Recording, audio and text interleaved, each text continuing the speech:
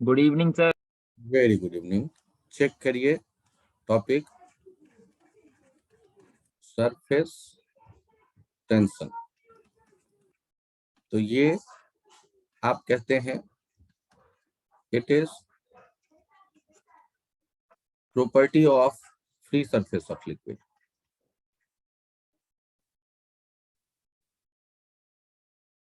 Surface of liquid, ये fluid के लिए नहीं है, ये केवल लिक्विड के फ्री सरफेस के लिए।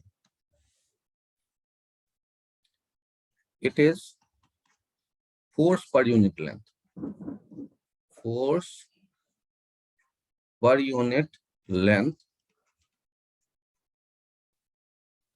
acting on any imaginary line drawn on free surface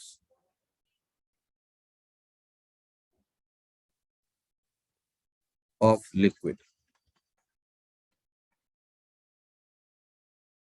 It is property of liquid.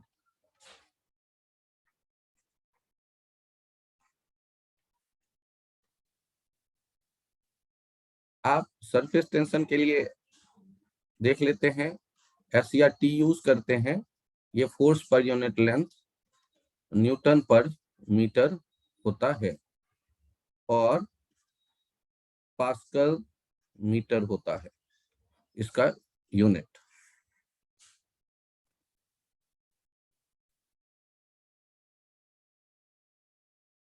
यदि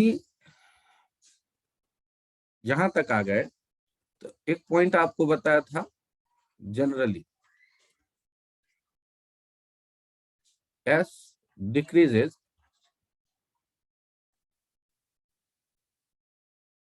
with increase in temperature,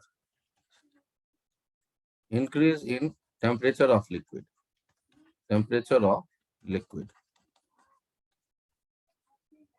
एक पॉइंट ये हो गया। और यदि कुछ ऐसा मिक्स करें जो पूरी तरह घुल जाए लिक्विड में, तो घुलेगा तभी जब उस नए इम्प्यूरिटी का अट्रैक्शन लिक्विड के मॉलिक्यूलों के साथ बहुत तगड़ी, तभी पूरी तरह घुलता है कोई आसानी से। तो ध्यान इस बात का रखते हैं, यदि पूरी तरह घुल जाता है तो सरफेस टेंशन इंक्रीज हो जाता है, और यदि पूरी तरह नहीं घुलता तो सरफेस टेंशन इंक्रीज नहीं होता, डिक्रीज हो जाता है।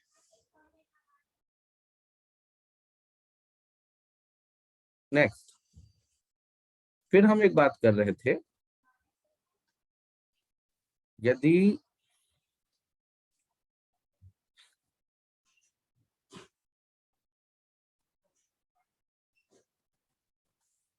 सरफेस टेंशन के इफेक्ट को देखते हैं,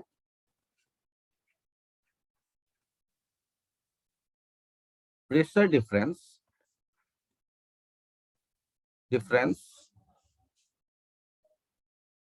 between inside and outside of liquid drops,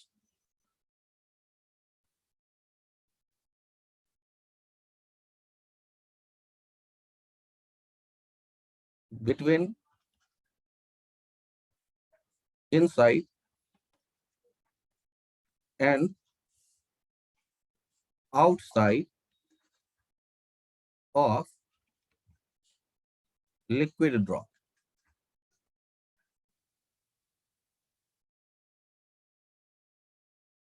आप सोचो, पहले एक इंपॉर्टेंट पॉइंट, एक कंसेप्ट यहां डेवलप करो। यदि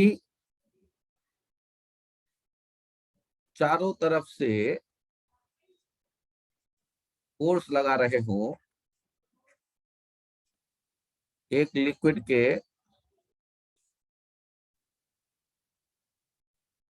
ऊपर, ऐसे देखो, चारों तरफ से फोर्स लगा रहे हो लिक्विड के ऊपर, तो ये जो लिक्विड का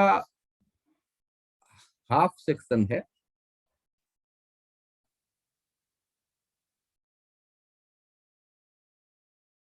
तो उसपे फोर्स कैसे हम देखेंगे? लिक्विड ड्रॉप है या सोचो एक स्फीयर है, स्फीयर पे ये जो सारे फोर्स होंगे इनका नेट वैल्यू कैसे दिखेगा? तो मान लो एटमॉस्फेयर का प्रेशर है, उसके कारण ये सारे तरफ ये सारे लगते दिख रहे हैं फोर्स, एटमॉस्फेरिक प्रेशर है और ये सारे उसके कारण फोर्स बन रहा है, ये आर रेडियस स्फीयर का। तो ये जो फोर्स आप देखेंगे इधर लगता हुआ, नेट फोर्स जो इधर लग रहा होगा इस स्फीयर पे, कैसे लिखा जाता है? ये तो वेक्टर सम करेंगे हर एक जगह पे जो लग रहा है फोर्स, ये वैसा ही हो जाएगा जैसे किसी डिस्क के ऊपर आर रेडियस वाला डिस्क हो और इसके ऊपर फोर्स लग रहा हो, उसके बराबर ही हो जाएगा ये। और कितना हो जाएगा ये force net? P naught into pi R square. तो यहाँ जो ये फोर्स आप देखेंगे, ये फोर्स कैसे लिखा जाता है? P naught into pi R square. वो जो कैलकुलस अप्लाई करके नेट फोर्स आएगा वो इस तरह सोच सकते हैं। तो जब ये कंसेप्ट आप सीख गए तब आगे बढ़ेंगे और फिर से देखिए। हाँ बोलो। अरे 2 पाई r² नहीं होना चाहिए? अच्छा मुझे ये बताओ, तुम्हारे गाल पे मैं चाटा दूं ऐसे, तो चाटे के कारण जो फोर्स लगेगा, ये पी नॉट प्रेशर क्रिएट कर रहा है, तुम्हारे गाल का एरिया ए है, पी नॉट इंटू ए क्या होगा? मतलब वो फोर्स कितने के बराबर होगा? पीए। तो यहाँ पर ये जो है पी नॉट आ रहा है प्रेशर, ठीक ना? और ये नॉर्मली जब पड़ेगा किसी सरफेस पे, तो नॉर्मली किस सरफेस के नॉर्मल है ये जो कर्व पे तुम नॉर्मल लोगे, तो कोई फोर्स ऐसे है, कोई फोर्स ऐसे है, कोई फोर्स ऐसे है, तो इन सब के लिए यदि तुम सोच रहे हो ना पी नॉट इंटू हेमिस्फीयर का एरिया 2 पाई r², तो क्या वो वेक्टर सम दे पाएगा? ये वेक्टर सम तो इधर होगा ना, तो वेक्टर सम में ये टोटल वैल्यू के लिए इनके कंपोनेंट का ना वैल्यू लेना होगा। तो एरिया का वो जो कंपोनेंट लेते हैं, वो सारा एरिया कंपोनेंट लेकर के इकट्ठा करोगे तो वो आ जाता है प्रोजेक्शन ऑफ ये कर्व एरिया। उस कर्व एरिया का हॉरिजॉन्टल फोर्स जो रिजल्टेंट आने वाला है उसके परपेंडिकुलर डायरेक्शन में प्रोजेक्शन कौन सा है? कर्व एरिया के कॉरस्पॉन्डिंग पाई r²। क्या ये बात दिखी या नहीं दिखी? Yes sir. ये हेमिस्फेयर का जब तुम एरिया लेके मल्टीप्लाई करते, ये तब जब हेमिस्फेयर को पीट पाट के फ्लैट कर लेते, लेकिन यहाँ से ये नहीं किया गया। हेमिस्फेयर के बदले जो प्लेन लिया गया, वो आलू को बीच से काट दोगे तो वो एक सर्कुलर बनेगा ना डिस्क, वो सर्कुलर डिस्क वैसे फील करो। ये जो लेफ्ट साइड से राइट साइड फोर्स लगेगा, उस फोर्स के डायरेक्शन के परपेंडिकुलर उन सारे हेमिस्फेरिकल एरिया का जो प्रोजेक्शन आएगा वो होगा पाई r²। या तो कैलकुलस अप्लाई करके एक छोटे से सेक्शन पे फोर्स देखकर उसका एक आप कैलकुलस अप्लाई करके कंपोनेंट लेके देखोगे तो यहीं पहुंचोगे, या सीधे याद रखो। और यदि आपको ये लगे कि ठीक है चलो कि हेमिस्फीयर पे ऐसा होता है, एक काम करो, ये एक लिक्विड ड्रॉप फिर फील करना शुरू करो। ये जब लिक्विड ड्रॉप फील करने लगोगे तो लिक्विड ड्रॉप में तो बहुत से मॉलिक्यूल हैं, और ये मॉलिक्यूल के कारण जो है प्रेशर वहां मौजूद होगा जैसे एयर मॉलिक्यूल के कारण होता है। बाहर है पी नॉट, तो भीतर मैंने मान लिया है पी। और अब यदि मैं प्रेशर के बारे में सोचूं, तो अब इसमें से निकाल कर आधा स्फीयर लेकर के आता हूं,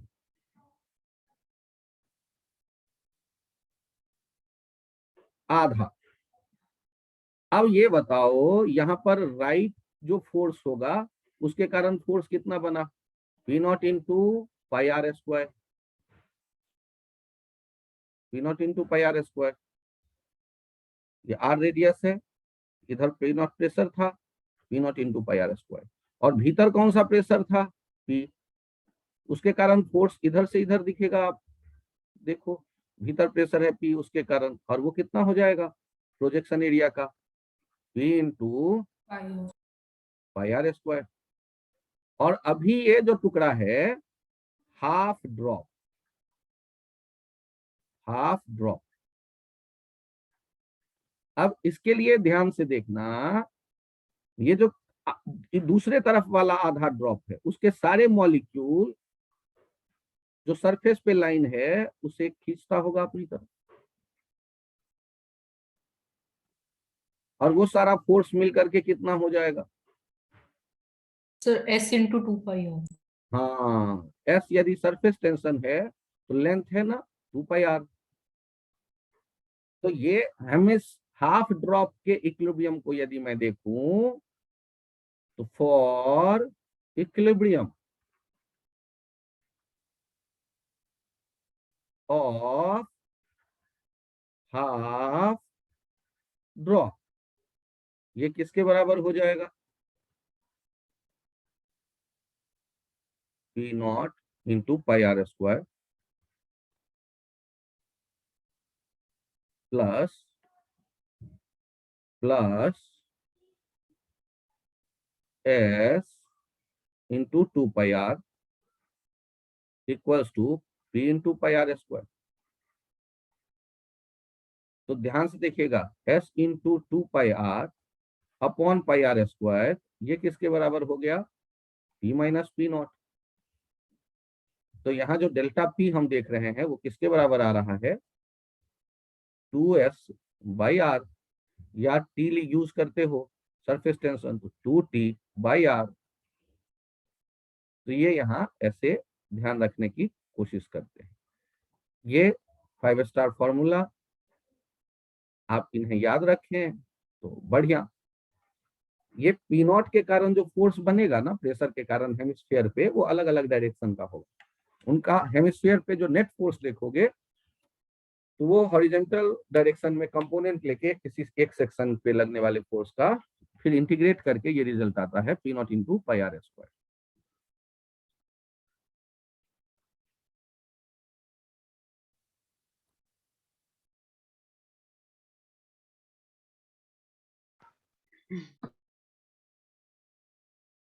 फाइव स्टार फॉर्मूला, इन्हें ध्यान रखिएगा।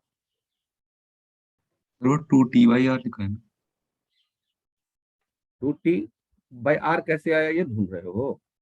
ये क्योंकि सरफेस टेंशन को या तो एस कहते हो या टी कहते हो। सरफेस टेंशन या तो एस कह लेते हो या तो टी कह लेते हो। ये होता है फोर्स पर यूनिट लेंथ। अब टी क्यों लिखा ये समझ में आ गया?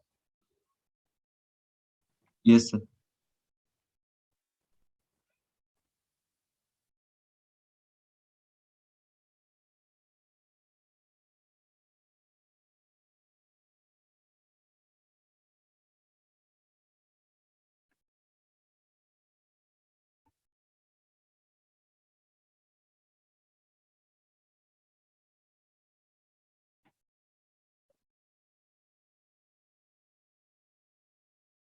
पेज चेंज करूं?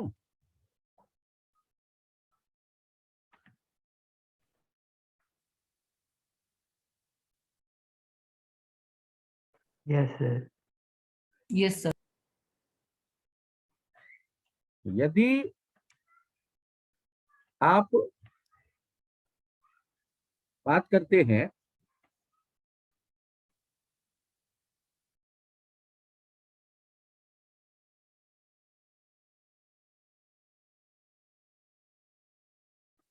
Pressure inside, pressure inside air bubble,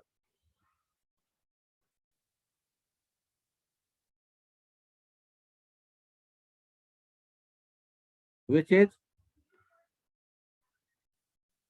present in h depth of liquid। ध्यान से देखो, यहां पानी है और यहां पर हमने देखा एक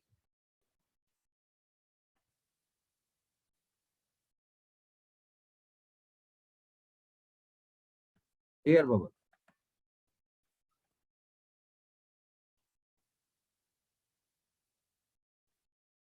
तो यहाँ पर सरफेस तो एक ही है, जैसे वाटर ड्रॉप में भीतर वाटर बाहर एयर, एक सरफेस, वैसे ही यहाँ भीतर एयर बाहर वाटर या लिक्विड, एक ही सरफेस यहाँ होगा। तो जब ये आप एच डेप्थ में देख रहे हैं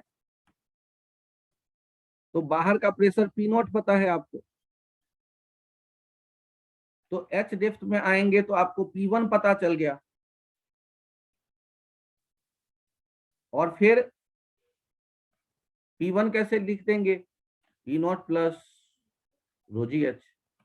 फिर P2 कैसे लिख देंगे, P1 plus 2s by are, या ये कितना हो जाएगा, P2 equals to P naught plus rho g h plus 2s by R, और यही क्या है, P2 है pressure inside air bubble, P2 which is present in H depth of liquid। तो पहले हमने क्या सोचा कि एटमॉस्फेयर का प्रेशर H डेप्थ के कारण कितना हो जाएगा वहां पर रो जी एच, और उससे भी ज्यादा कहाँ होगा, कर्व सरफेस के कॉनकेव पार्ट में, plus 2s by R as surface tension by radius R. क्या आइडिया क्लिक किया आप लोगों को कैसे लिखा गया है प्रेशर?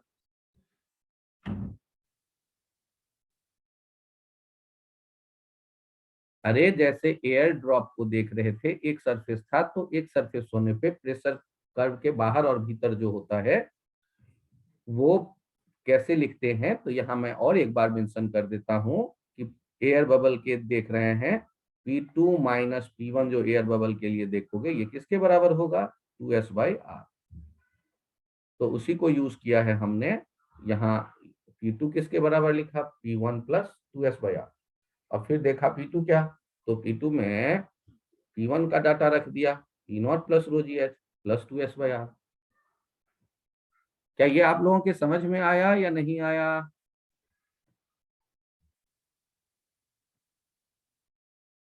आ गया सर। और आप थर्मोडायनेमिक्स भी जानते हैं? सर वो क्या था, अरे एक टॉपिक हुआ करता था। तो बताओ, ये प्रेशर, ये जब बबल ऊपर आएगा तो बबल का साइज वही रहता है या बढ़ जाता है? बढ़ेगा।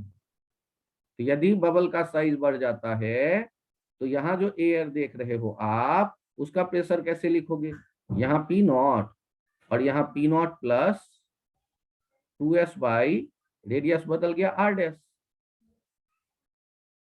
तो आप थर्मोडायनेमिक्स कैसे सोचेंगे ये बता दे रहा हूं। आइसोथर्मल प्रोसेस, क्योंकि टेम्परेचर अचानक नहीं बदल रहा, फॉर एयर इनसाइड बबल,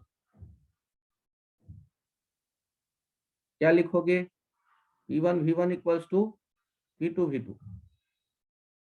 नीचे जो था वो क्या था, P naught plus rho g h plus 2s by R into 4/3 pi R cube, बराबर क्या लिख दोगे, P naught plus 2s by R dash, क्योंकि वो सरफेस के पास है, 4/3 पाई आर डैश क्यूब। यदि सरफेस टेंशन नेग्लेक्ट करने को कहे तो S 0 कर देना, ये नॉर्मल क्वेश्चन बन जाएगा बिना सरफेस टेंशन के। और यदि क्वेश्चन में सरफेस टेंशन मेंशन किया रहे एयर वेबल के साइज के लिए, ये वाला इक्वेशन यूज होगा।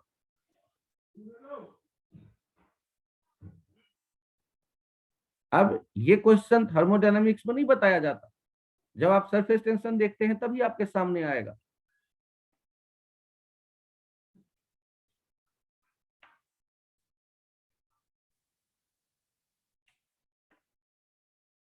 अरे P1 V1 equals to P2 V2 समझ में आया या नहीं आया? एयर बबल के भीतर का एयर का टेम्परेचर अचानक नहीं बदलेगा, केवल साइज बदला है, एयर के ना मॉलिक्यूल कम हुए ना ज्यादा, मोल वहां फिक्स है। तो क्या लिख दोगे, P1 V1 equals to P2 V2।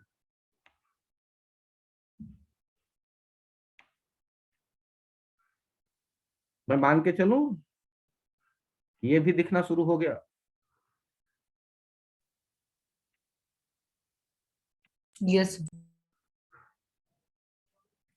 Note कर लें तो बताइए, मैं पेज चेंज करूंगा।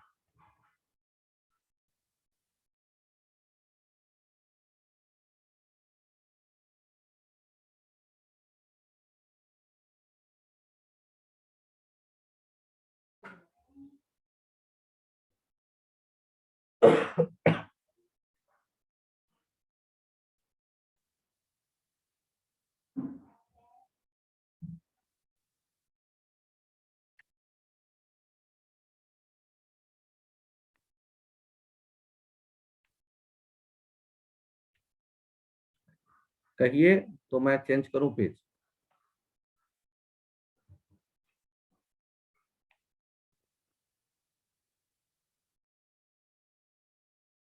सर एयर बबल का कलर क्यों बदल गया? अरे मैंने वैसे ही बदल दिया यार, कलर नहीं बदले। आप कहोगे तो वही कलर बना दूंगा।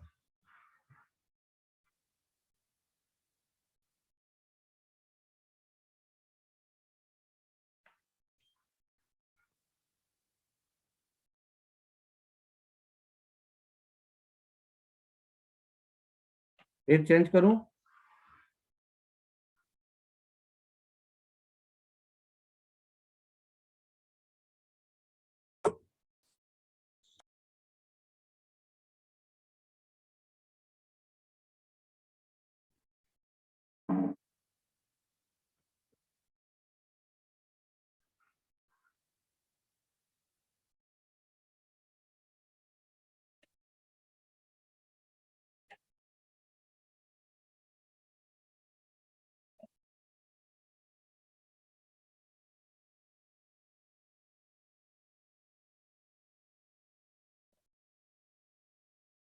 लिख लिया आप लोगों ने?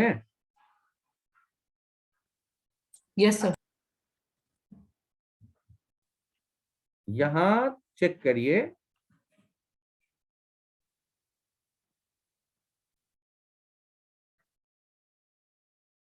Pressure difference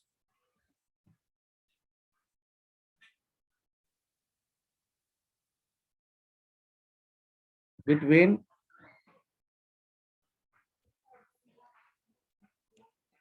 air inside, pressure difference between air inside a soap bubble and atmosphere equals to 4s/r। और इसको डिराइव करने का तरीका देखिए। वो जो मेला में घूमने जाते हैं और सोप बबल की बात करते हैं, वो जो फूक मार के उड़ाते हो सोप का बबल, यहां देखिएगा ये है सोप।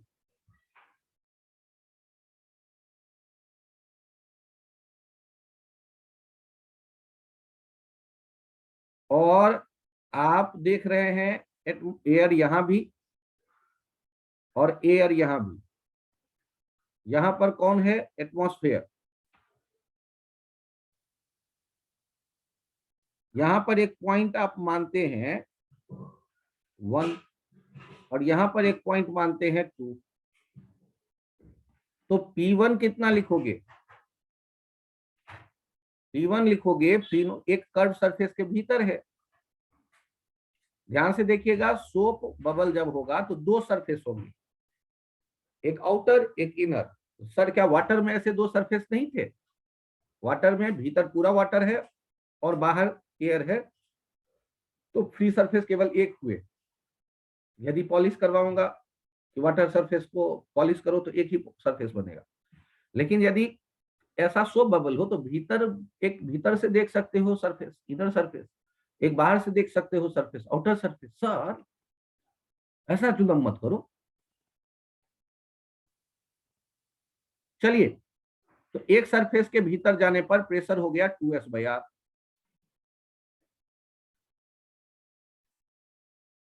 Outer surface. और जब P2 लिखना रहे होगे तो P1 प्लस 2s/r, इसमें इनर सरफेस का रेडियस लोगे। तो जब P2 का वैल्यू आप लिखोगे तो P2 किसके बराबर आ जाएगा? तो P2 आ जाएगा P1 प्लस 2s/r इनर का रेडियस, और P1 कितना हो गया था? P0 प्लस 2t/r या 2s/r, और आउटर का रेडियस। और चूंकि ये कोई बहुत बड़ा तो है नहीं, बहुत थिक तो है नहीं कि आउटर इनर इतना अंतर आए, आप इसको एक साथ कह देते हैं P0 plus 4s/r, where r inner बराबर r आउटर, और बराबर में ये टिल्टेड साइन लगभग बराबर इक्वल्स टू r कह लिया, क्योंकि ये थिन फिल्म होते हैं। तो यहां पर यदि आप P2 जो आउटर इनर मोस्ट है और P0 जो आउटर मोस्ट है, उनका डिफरेंस किसके बराबर देखेंगे? 4s/r के बराबर देखेंगे। तो इसको s को कहीं आप 45 ना पढ़ लो मेरे, 4t/r लिख देता हूं।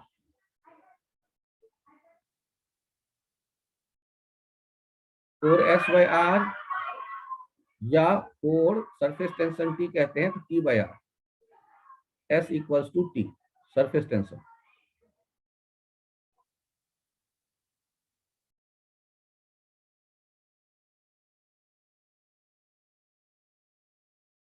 याद ये रखिए कि दो सरफेस यदि होगा तो 4t/r या 4s/r, और एक सरफेस होगा तो 2s/r। प्रेशर डिफरेंस होगा inner most outer most air का, प्रेशर डिफरेंस होगा inner most outer most air का।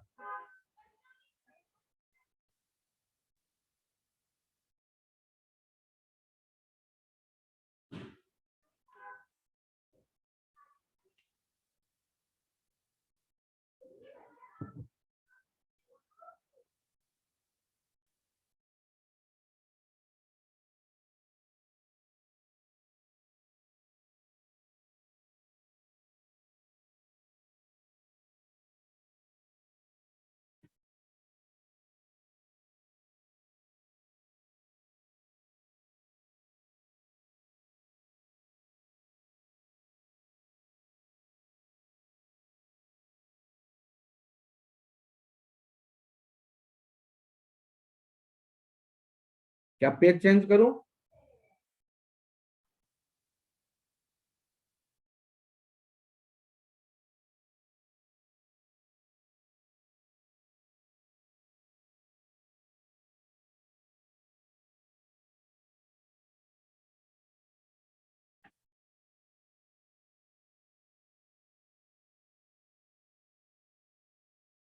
पेज मैं चेंज करूं?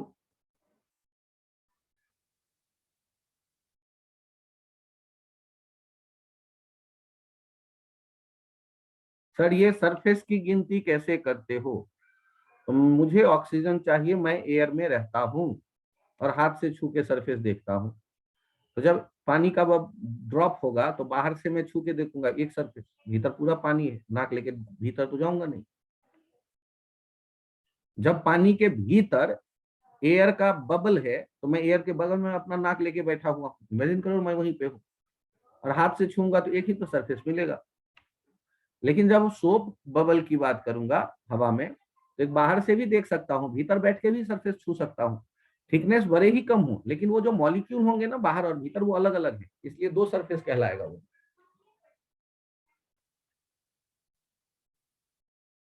इस सरफेस के सरफेस टेंशन के लिए दूसरा आइडिया,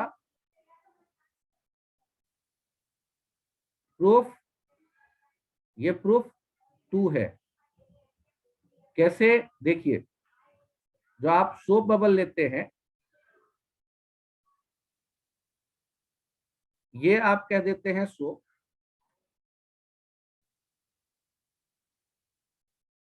ये बाहर पी नॉट और भीतर पी, सोप बबल आधा टुकड़ा हमने इमेजिन किया,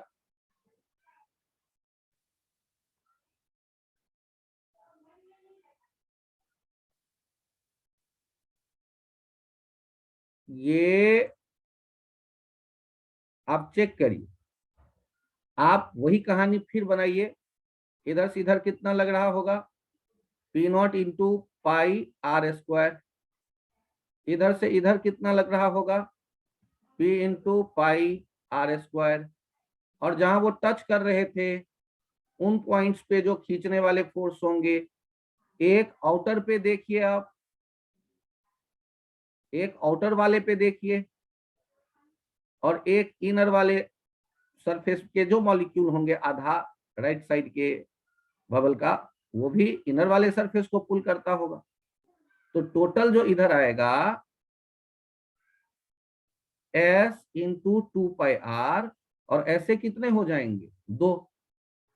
तो बैलेंस के लिए क्या लिखोगे, P naught pi R square plus S into 2πr into 2 equals to P into pi R square.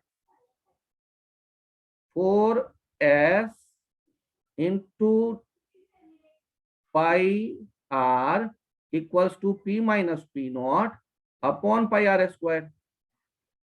ये डेल्टा पी किसके बराबर आ गया, 4s बाई आर या 4t बाई आर।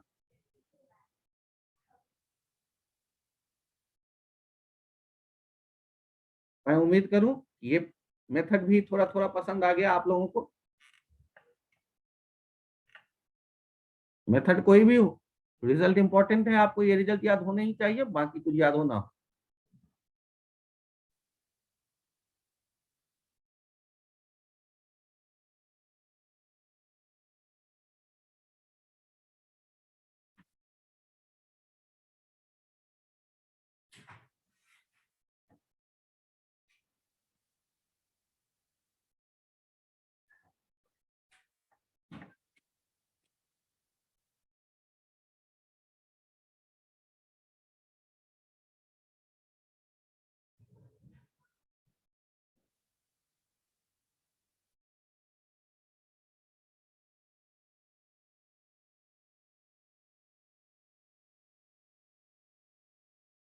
एक पॉइंट हमेशा ध्यान रखिएगा,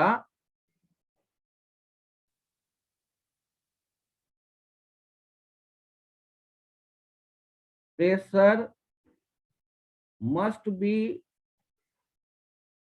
higher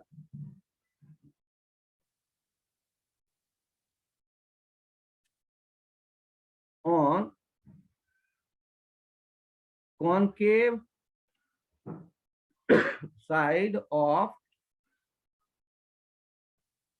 free surface of liquid।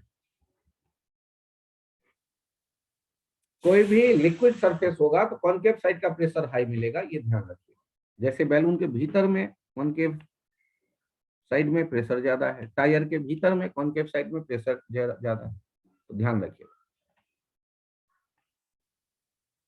Normal सा आइडिया है लेकिन काम आता है।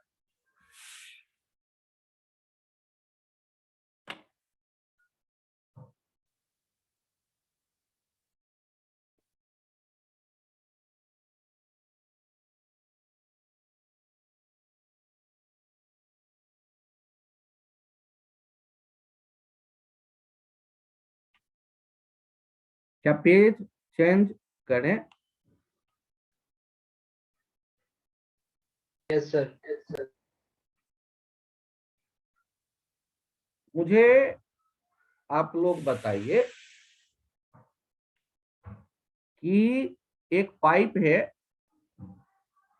जिस पाइप के 2 ओपन सिरे हैं, और उन ओपन सिरे पे एक बबल है,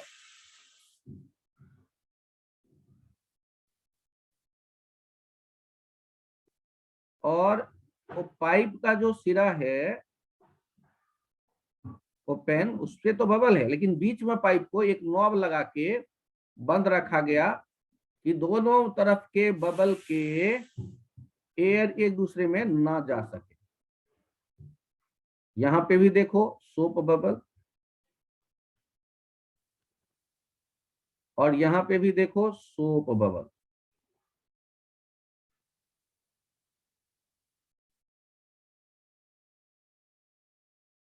बताओ,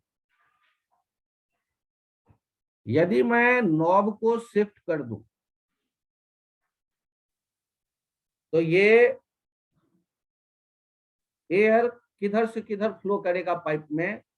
बबल 1 से बबल 2 की तरफ या बबल 2 से बबल 1 की तरफ?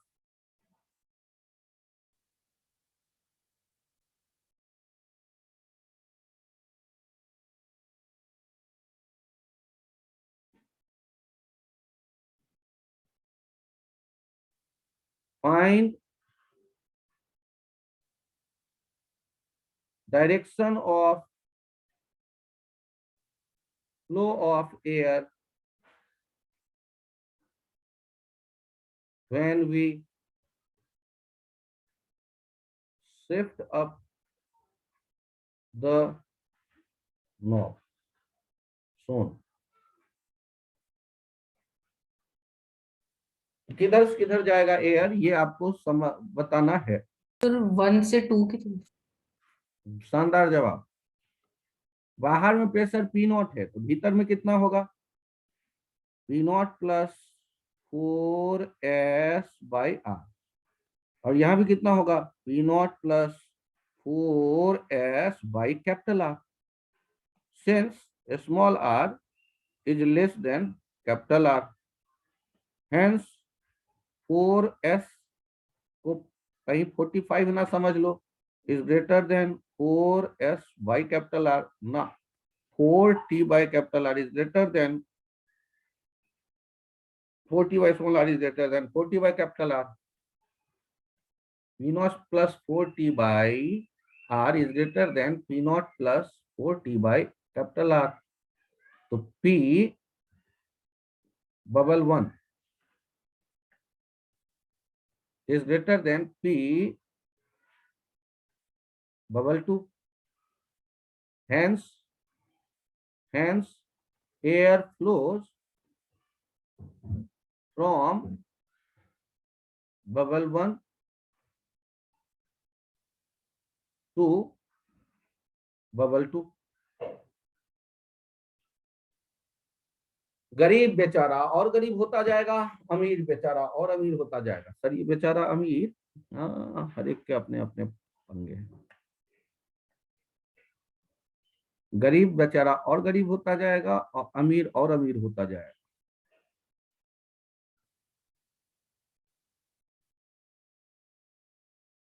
सर मुझे तो ये लग रहा था कि बड़ा वाला बबल है, ज्यादा एयर है तो चला जाएगा, कम एयर को देने के लिए बराबर हो जाएगा। समानता का अधिकार है पूरी दुनिया में। देख भाई, ऐसा कुछ नहीं होता, ये किताबों में कहानियों में अच्छी लगती है।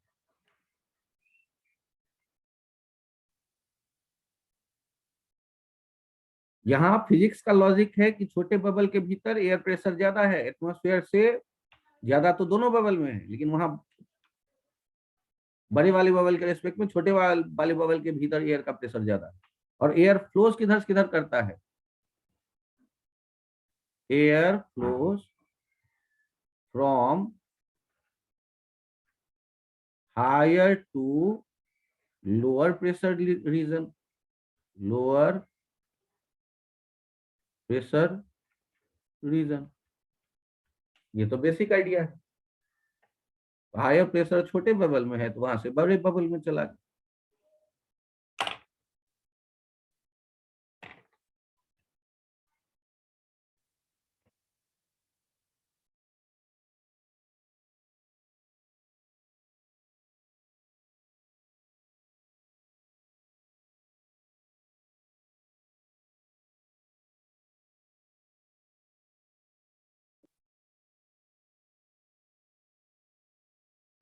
क्या पेज चेंज करूं?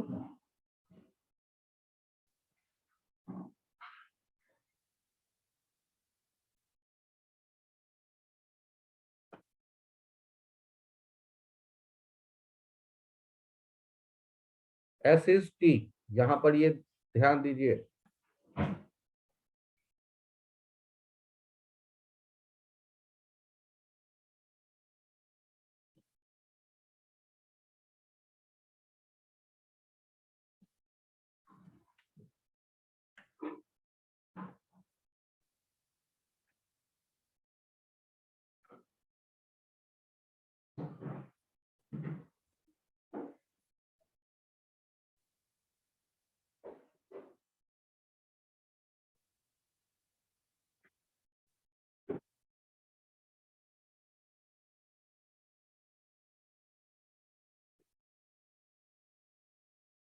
पेज चेंज करूं?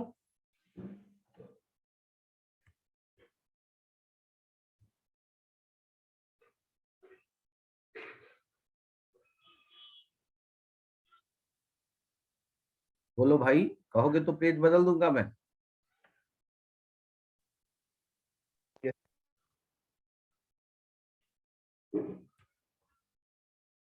Yes sir.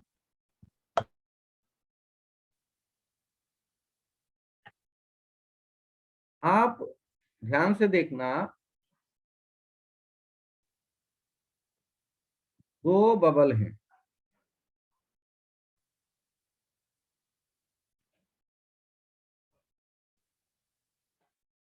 एक R1 रेडियस का और दूसरा R2 रेडियस का।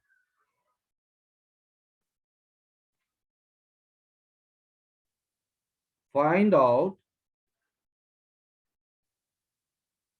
रेडियस ऑफ कर्वेचर ऑफ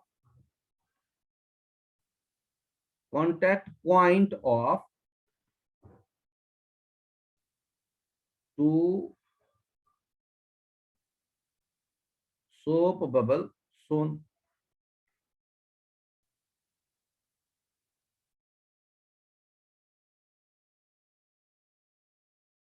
तो ध्यान से देखिए कैसे काम करते हैं इस तरह के क्वेश्चन के लिए। बाहर P0 है, यहां मैंने P1 देखा और यहाँ P2 दोनों अलग अलग हैं। और यहाँ पर जो कांटेक्ट पॉइंट है, कांटेक्ट पॉइंट पे एट कांटेक्ट सरफेस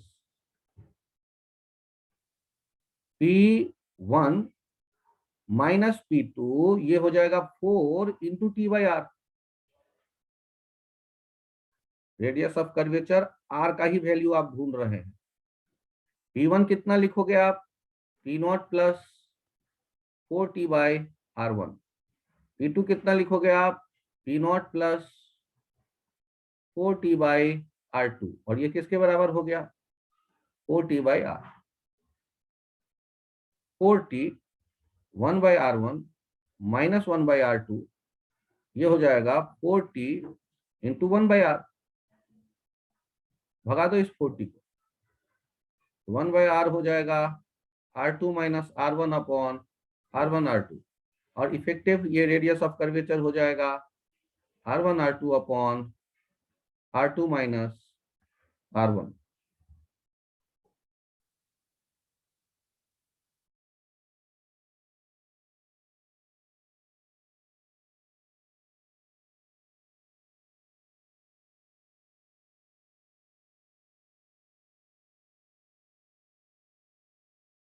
ये रिजल्ट इतना इंपॉर्टेंट नहीं है कि स्टार देके इन्हें याद करवाऊं, लेकिन ये कॉमन क्वेश्चन है जो बहुत किताबों में दिखता है।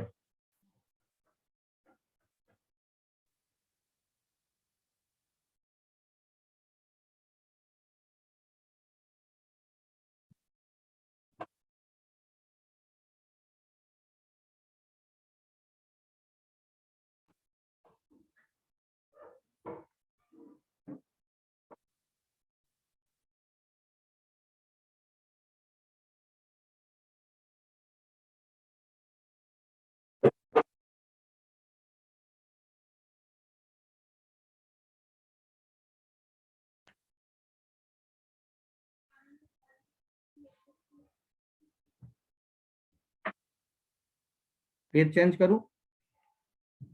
एक सेकंड सर। ठीक।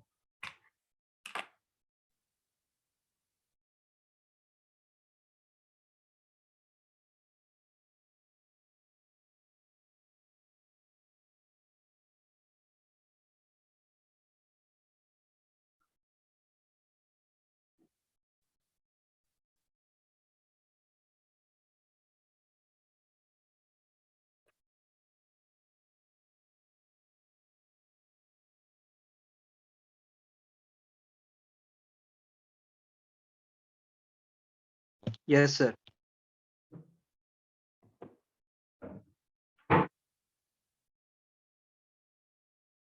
मुझे ये बताइए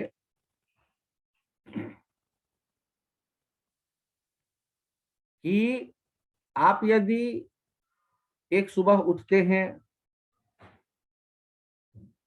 और सोचते हैं कि आज नहा ही लेता हूं, बड़े अच्छे विचार, टॉवेल उठाए और बाथरूम में पहुंच गए, गीजर काम नहीं कर रहा, फिर भी आप वीर रस में थे, जाड़े का मौसम है, बाल्टी में पानी भर दिया, नलके से पानी को छू के देखा, आपका मूड बदल गया, टॉवेल आपने फेंके, आज नहीं नहाता, बस बाहर चले आए। ये तो कॉमन सी बात, इसमें कोई खास बात तो है नहीं। टॉवेल आपने जो फेंके थे वो नलके पे लटक गया, नल के ऊपर, और कुछ पार्ट टच करने लगा पानी को। तो जब 2 घंटे बाद आप बाथरूम फिर गए एक बार देखने, तो देखा क्या कि टॉवेल आपका भीग गया, पानी टॉवेल में ऊपर चला आया है। अरे, तो बाल्टी में क्या सिल्कनी और टुल्लू मोटर पंप लगवाया था? कैसे ऊपर आया पानी ग्रेविटी के अगेंस्ट ऊपर? ये तो बड़ा टेंशन का बात है। नहाना नहीं नहाना तो कोई खास बात नहीं है, लेकिन ग्रेविटी के अगेंस्ट पानी का ऊपर आना टॉवेल के रेसों के बीच, ये तो खास बात है ना भाई। आज तक तो यही सोचते थे ग्रेविटी के कारण पानी नीचे जाता है, रहस्यमय घटना हो गई।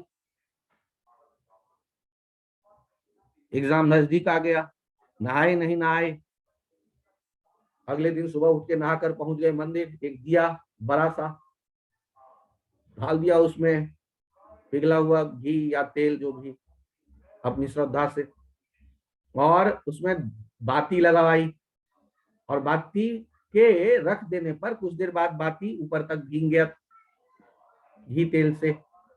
आपने माचिस से आग उस दिए के ऊपर वाले बाती के टिप पे लगाया और दिया जलने लगा। अब आंखें बंद कर ली, हे भगवान 100 नंबर में आप 100 भी दिला देना, मैं रख लूंगा, कोई बात नहीं, कोई शिकायत नहीं करूंगा, इतने से मेरा काम चल जाएगा, इससे ज्यादा मैं क्या मांगूंगा आपसे। अरे आंख खोलो, सोचो ये कि बाती में जल क्या रहा है, वो कॉटन या नीचे से ऑयल पहुंच रहा है, घी पहुंच रहा है ऊपर जलने के लिए, और यदि पहुंच रहा है तो ऊपर जा कैसे रहा है, ऊपर जा कैसे रहा है।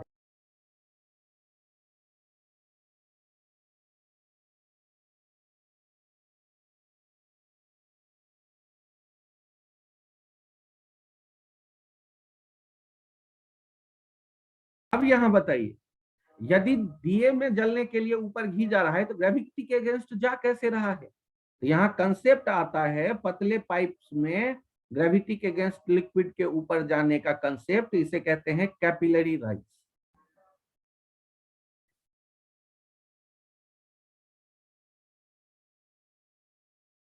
ध्यान से देखिएगा, एक पाइप है, पतला पाइप, ये जो रेडियस है ना of pipe should be very very very small. जैसे कॉटन के दिए के बाती में वो पाइप इतना पतला है कि कॉटन दिखता है, उसमें रेसे के बीच का वो पाइप नहीं दिखता। और ये जो ऐसा आप देख रहे हैं पाइप, इसे कहते हैं, इस पाइप को कहते हैं कैपिलरी ट्यूब।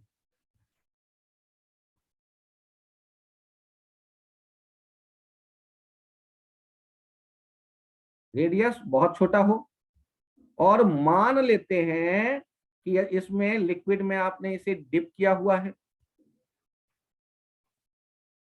और लिक्विड यहां ऊपर तक आई हुई है, ऐसे आपने देखा जैसे टॉवेल में लिक्विड कुछ किसी खास हाइट तक जाकर रुक गई थी।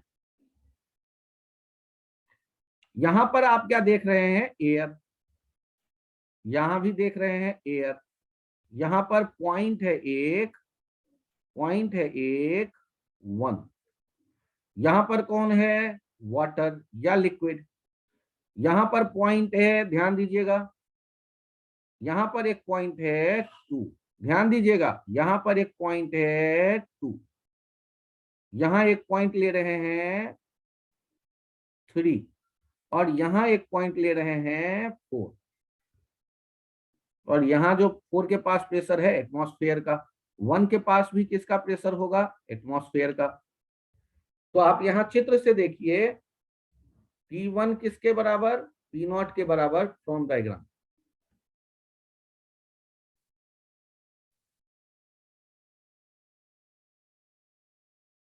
और दूसरा पॉइंट देखिए, P2 is less than P1, since 1 is present on concave side। ये आइडिया भी आपके पास है। और कर्व सरफेस के लिए क्या लिखते थे, P1 minus P2 equals to 2T by R। R है radius of curvature of curved surface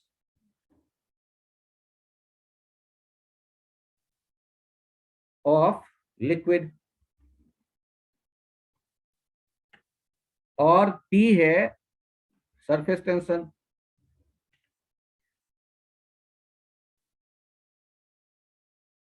आप ध्यान दो तो आपको P2 पता चल गया,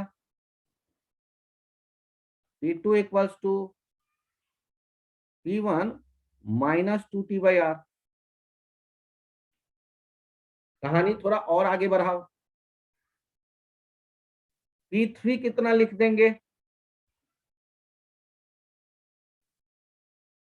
P3 equals to P4। Sir ये कैसे आपने सोच लिया, P3 इक्वल्स टू P4, ये कैसे सोच लिया,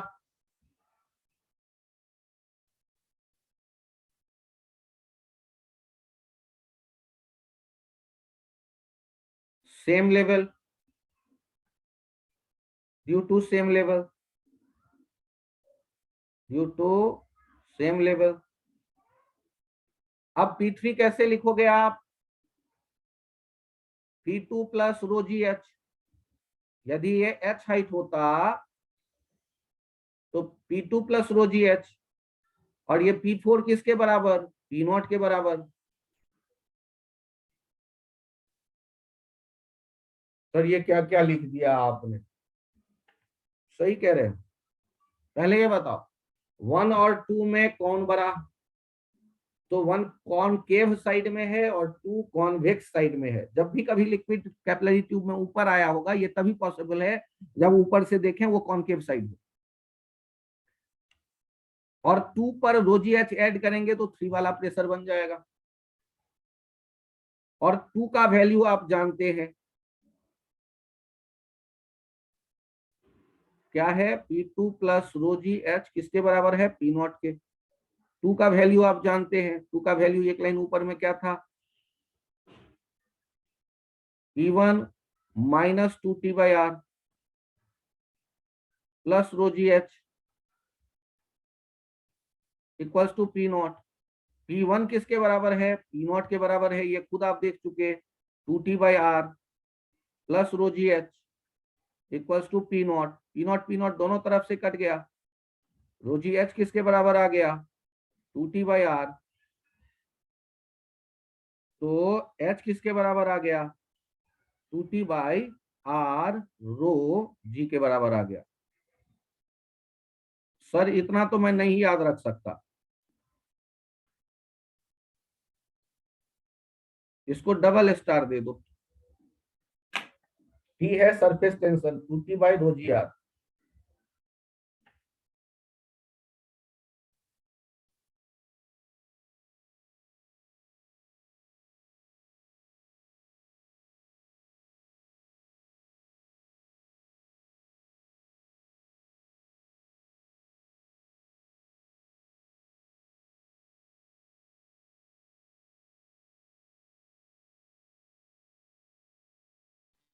एक सेकंड सर। आराम से लिखिए।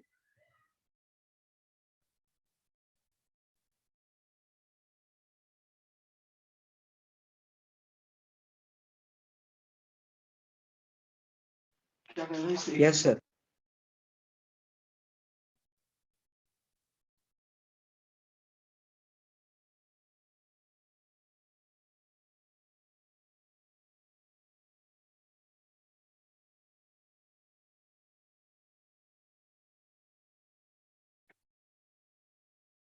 क्या पेज चेंज करूं? Yes sir, yes sir. ये जो H है ये है maximum height of liquid column.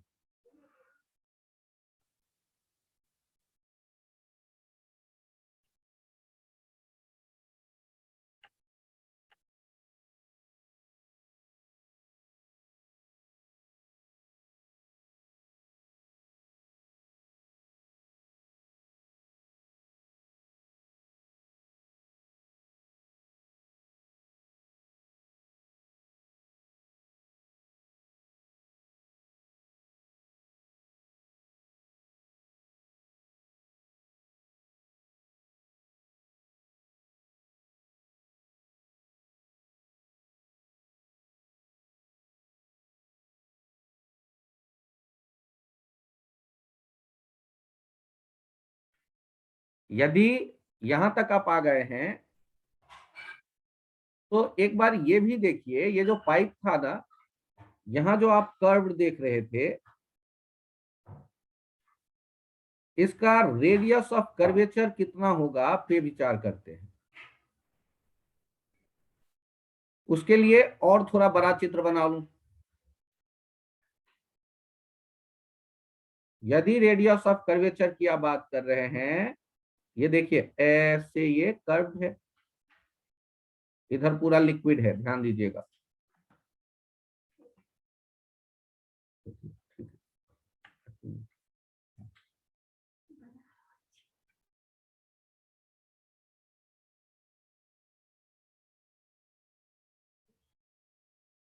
यहां पर आप चेक करिए कि ये आपने ड्रॉ किए रेडियस, और मान लो ये ट्यूब है, तो यहां पर किसका रेडियस आने वाला है? ट्यूब का रेडियस। तो ट्यूब का रेडियस और ये रेडियस ऑफ कर्वेचर में जो रिलेशन होगा, उसके लिए पहले ये एक एंगल देखिए। ये जो एंगल होता है ना, लिक्विड का फ्री सरफेस कांटेक्ट पॉइंट पे लिक्विड वाले वो जो कंटेनर वाले वॉल के साथ बना रहा होता है, इसे हम कहते हैं angle of contact. Angle of contact actual में जो किनारे पर कोई मॉलिक्यूल है लिक्विड के कांटेक्ट वाले कंटेनर के साथ, उसको बाकी लिक्विड का मॉलिक्यूल इधर खींचता होगा ना, टेंजेंट के लॉन्ग सरफेस टेंशन वाले फोर्स। तो वो जो कंटेनर के वॉल से एंगल बनाता है उसे एंगल ऑफ कांटेक्ट कहते हैं। और कंप्लीट वेटिंग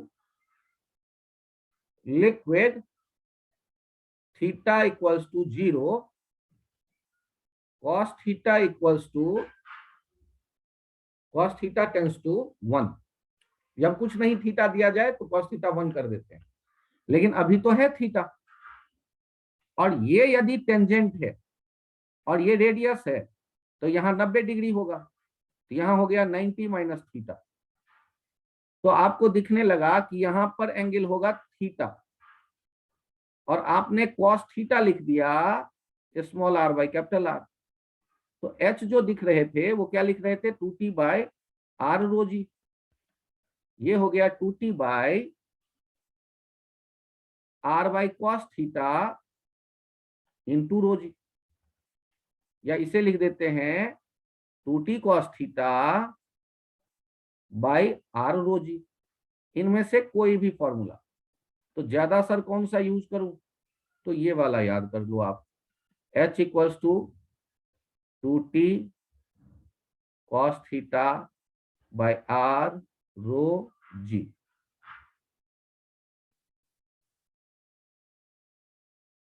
वो जो आपने टॉवेल छोड़ दिया था बाथरूम में, चाहे 1 दिन रहने दो या 10 दिन रहने दो, एक खास हाइट से ऊपर पानी नहीं भिगो पाएगा टॉवेल को, और वो जो मैक्सिमम हाइट होगा वो मैक्सिमम हाइट ये होगा।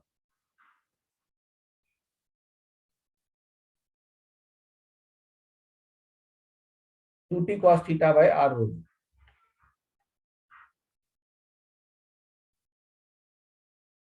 इन लेफ्ट ये जो एच मैक्स देखेंगे ये हो जाएगा 2t cos theta by R rho g effective, where g effective ले लेते हैं g प्लस माइनस ए। ये डिपेंड करता है लिफ्ट किधर एक्सेलरेटेड है। तो आपको एक ये आइडिया भी मिल गया कि एक्सेलरेटेड फ्रेम में फॉर्मूले में हल्का सा चेंज होगा।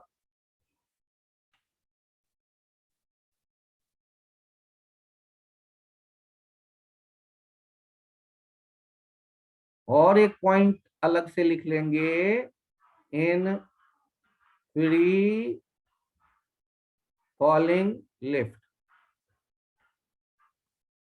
G effective equals to G minus A equals to G minus G equals to 0। इससे क्या पता चल जाएगा?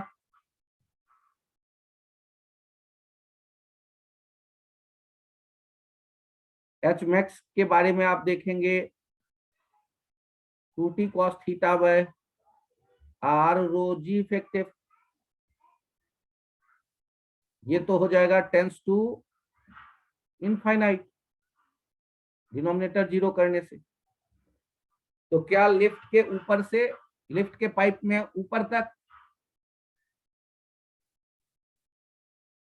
But H equals to 2t by capital R rho G implies HR equals to 2t by rho G।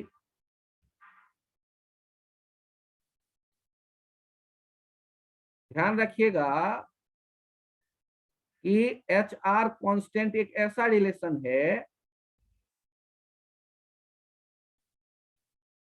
if H is not sufficient,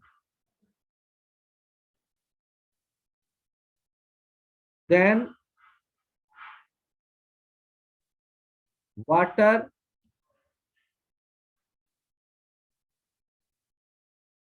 rise till top of the tube, but not comes out from it, readjust radius of curvature,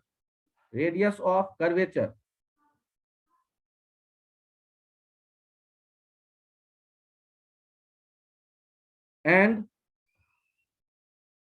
stop at top of the tube। ऐसा कभी नहीं होगा कि pipe H max जहां तक जाना था उससे छोटा पाइप था। तो जैसे कि लिफ्ट वाले केस में इनफाइनाइट तक जा सकता है लिक्विड पाइप में, लेकिन पाइप है केवल 40 सेंटीमीटर का, तो लिक्विड 40 सेंटीमीटर तक ऊपर आ जाएगा और वहां आके रुक जाएगा, क्योंकि रेडियस ऑफ कर्वेचर अपना रूप बदल लेगा और लिक्विड वहां से फव्वारा नहीं बनेगा, गिरने नहीं लगेगा दूसरी तरफ। तो ये कब ये आइडिया यूज होगा कि पाइप के बारे में आपको पता है कि वो 60 सेंटीमीटर तक लिक्विड जा सकता था और पाइप का लेंथ लिक्विड के सरफेस के ऊपर में केवल 10 सेंटीमीटर है। तो लिक्विड 10 सेंटीमीटर, ऐसा नहीं कि 10 सेंटीमीटर बाद और 60 सेंटीमीटर कूद के चला जाएगा, वो ऊपर तक पहुंचेगा और रुक जाए। जैसे दिए में बाती लगा देते हैं, कितना भी छोटा लगाएं तो वो तेल लेके बाहर, वहां नहीं देखोगे, अभी आग नहीं लगाया है, तेल एग्जाम दूर है, बाद में भगवान को दिखाऊंगा, तो वो दिए में मान लो तेल भरा है, उसमें बाती भी डाल दी तो बाती ऊपर तक भीग जाएगा, छोटी बाती, लेकिन उससे तेल टपकने लगेगा ऐसा नहीं होगा, वो वहां रेडियस ऑफ कर्वेचर एडजस्ट करके वहीं तक लिक्विड रुक जाएगी।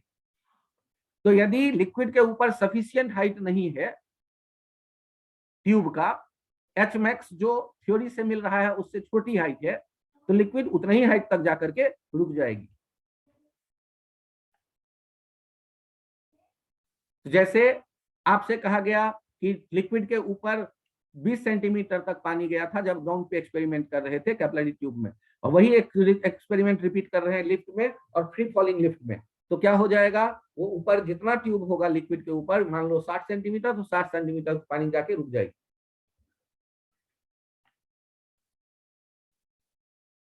आपके लिए ये फॉर्मूला इंपॉर्टेंट है, लेकिन ये फॉर्मूला यदि लगे इससे कम हाइट है ट्यूब का, तो वहां आप ये ध्यान रखिएगा ट्यूब के हाइट के बाहर नहीं पानी कूदने लगेगा, वहीं तक जाके रुकेगा जितना हाइट अवेलेबल है फ्री सरफेस के ऊपर। ये कैपिलरी को जूम कर दिया था, यहाँ जो डायग्राम बनाया था हमने, वहां कैपिलरी को जूम कर दिया गया है, ये कैपिलरी राइज वाला ही कहानी था, पिछले पेज से बोरो हुआ है। एच आप मान लो यहां से यहां तक देख रहे हो। इसके प्रूफ करने के और भी रास्ते हैं, अभी ये रास्ता मैंने फॉलो किया है। अब फॉर्मूला यही रहेगा, रास्ता कोई भी प्रूफ करने का, 2t cos theta by r pipe का रेडियस इंटू रो लिक्विड की डेंसिटी इंटू जी, और यदि एक्सलेटेड फ्रेम है तो जी इफेक्टिव। और पाइप को यदि टिल्टेड भी कर देंगे तो हाइट जो होगा वो वर्टिकल लेना होगा आपको। कितना हाइट तक लिक्विड जाएगा, तो वर्टिकल हाइट का फॉर्मूला यही होगा, लिक्विड में लेंथ जो होगा ट्यूब जहां तक इंक्लाइंड ट्यूब में लिक्विड जो आया होगा वो लेंथ, एच का एक कंपोनेंट ले लेंगे एच मैक्स का, लेकिन हाइट देखेंगे फ्री सरफेस ऑफ लिक्विड से ट्यूब में जहां फ्री सरफेस है उनके बीच का शॉर्टेस्ट डिस्टेंस हाइट। जैसे यहां लिक्विड है, एक ट्यूब ऐसे आपने रखा हुआ था और दूसरा ट्यूब आपने टिल्टेड रखा हुआ है, दोनों का सब कुछ एक जैसा है, रेडियस रेडियस और सब कुछ, तो आप जो इसमें लिक्विड आता देख रहे हैं वो हाइट सेम होगा, हाइट सेम होगा, ये हाइट सेम होगा, टिल्टेड भी कर देंगे तो ध्यान रखिएगा। और ये एच का फॉर्मूला जो आपके पास है 2t cos theta by r rho g. Sir मैं एस वाला याद करता हूं, 2s 25 मत समझ लेना, cos theta by r rho g, r है ट्यूब का रेडियस और h लेंगे ये वर्टिकल, लिफ्ट में एक्सपेरिमेंट होगा तो जी के बदले जी इफेक्टिव।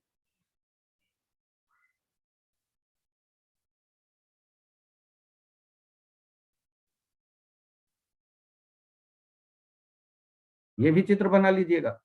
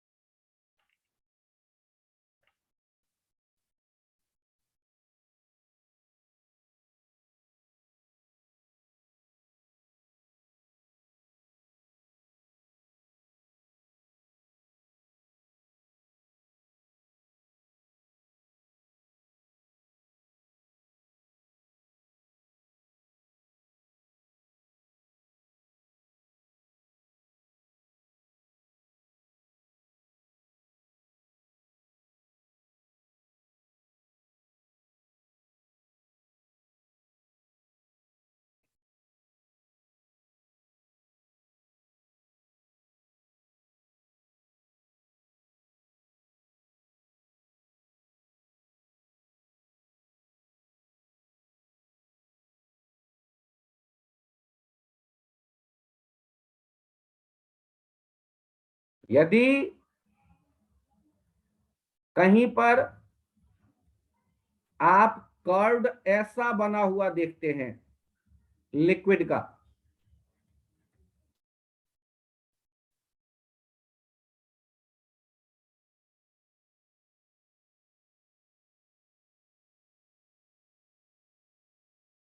तो यदि कन्वेक्स सरफेस होता है तो वो लिक्विड ट्यूब में ऊपर नहीं जाता, नीचे चला आता है। तो एच वाला फॉर्मूला वही यूज करिएगा आप, 2t cos theta by R rho g. Rho इस लिक्विड का density, g gravitational acceleration, R इस ट्यूब का रेडियस।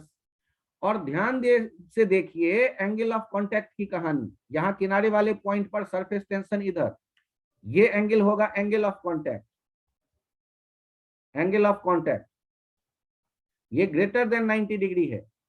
तो cos थीटा क्या हो जाएगा, लेस देन 0। तो एच मैक्स क्या हो जाएगा, नेगेटिव हो जाएगा। इसीलिए ये ऊपर जाने के बजाय किधर आते दिखेगा,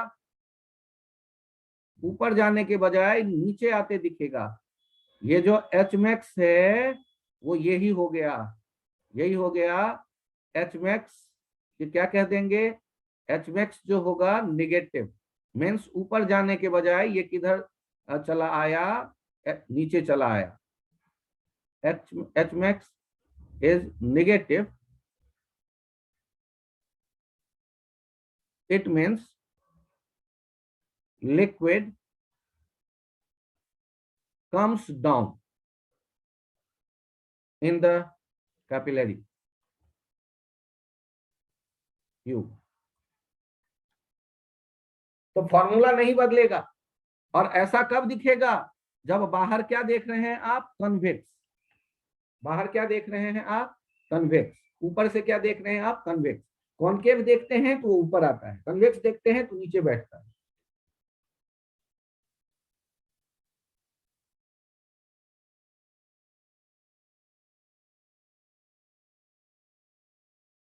फॉर्मूला नहीं बदलना है, यही अप्लाई कर देना है। एंगल ऑफ कांटेक्ट बदल जाएगा, फॉर्मूला यही रहेगा।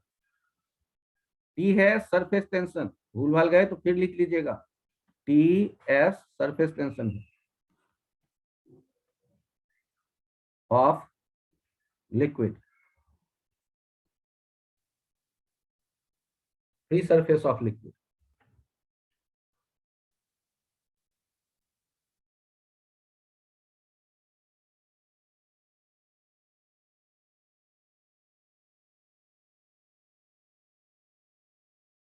कैपिलरी फॉल कह दे इसे, यहां राइज होने के बजाय फॉल होता दिख रहा है। ऐसा कब होगा, जब angle of contact should be when angle of contact is obtuse angle. Angle of contact obtuse angle होगा तो फॉल नीचे आता है। राइज कब होगा, जब angle of contact acute angle हो।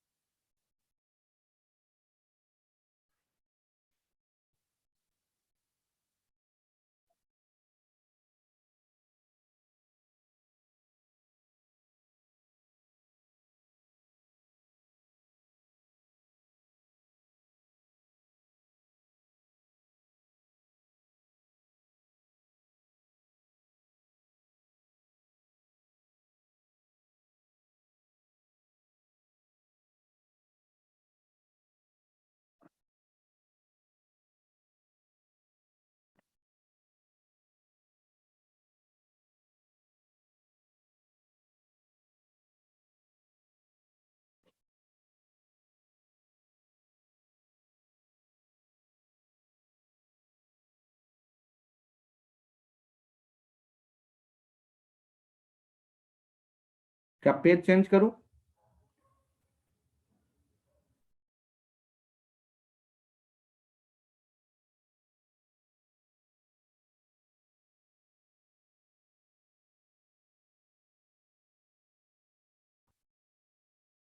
क्या पेज चेंज करूं।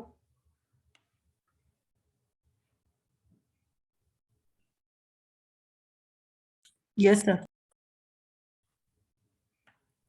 यहां आप जब देखते हैं फोर्स बिटवीन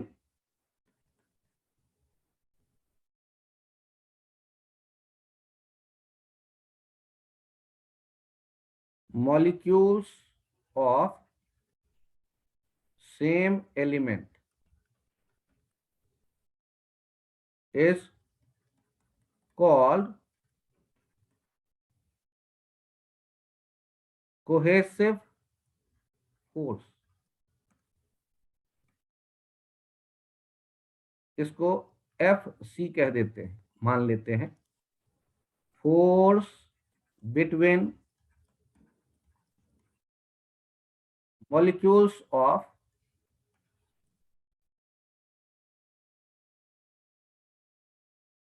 different material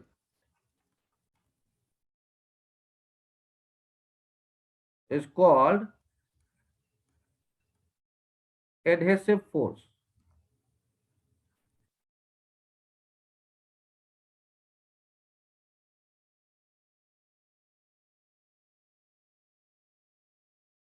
इसके लिए सिंबल दे देते हैं, मान लो Fa।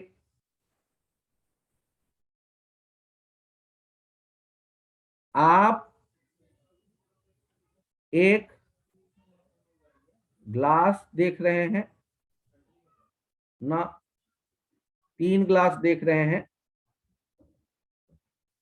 एक में कांच के बर्तन है, ये लेफ्ट और राइट वाला,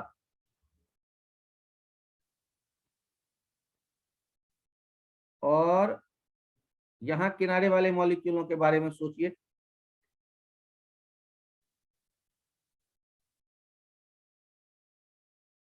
किनारे वाले मॉलिक्यूलों पे 2 फोर्स लग रहा है। ये वाटर है यहां, और ये ग्लास है। वाटर है यहां, और सॉरी मरकरी है यहां,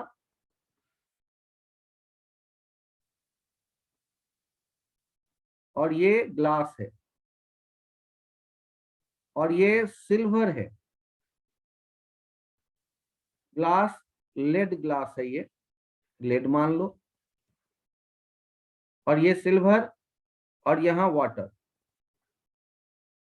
तो आप बात करें तो एंगल ऑफ कांटेक्ट देखिएगा, यहां किनारे वाले मॉलिक्यूल को ये इधर खींचता होगा, सरफेस टेंशन ये थीटा, यहां पर 90 डिग्री, और ये थीटा। सर एक कैपिलरी ट्यूब।